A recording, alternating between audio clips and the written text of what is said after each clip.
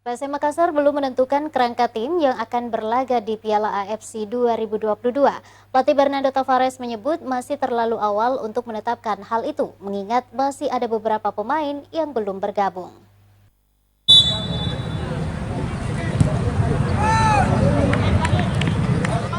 PSM Makassar terus matangkan persiapan menghadapi Piala AFC 2022 yang akan dimulai pada Juni mendatang. Selain menggelar latihan rutin, pasukan Ramang juga telah melakukan laga uji coba perdana melawan tim lokal.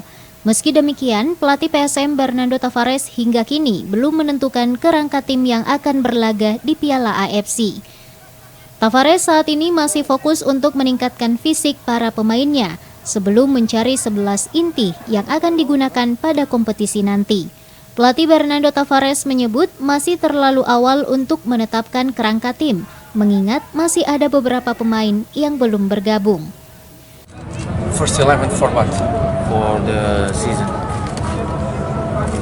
We are making trial, so some players can, some players go. It's very early. Masih terlalu dini. Katanya. Ini pertandingan pertama uji coba. Masih terlalu dini. Diketahui PSM Makassar masih menunggu beberapa pemain incaran yang akan memperkuat tim di Piala AFC 2022 nanti. Belum ada satupun pemain asing yang bergabung bersama tim, termasuk sang kapten Wiljan Pluim yang masih berada di Belanda. Wahyu Saputra, Celebes TV.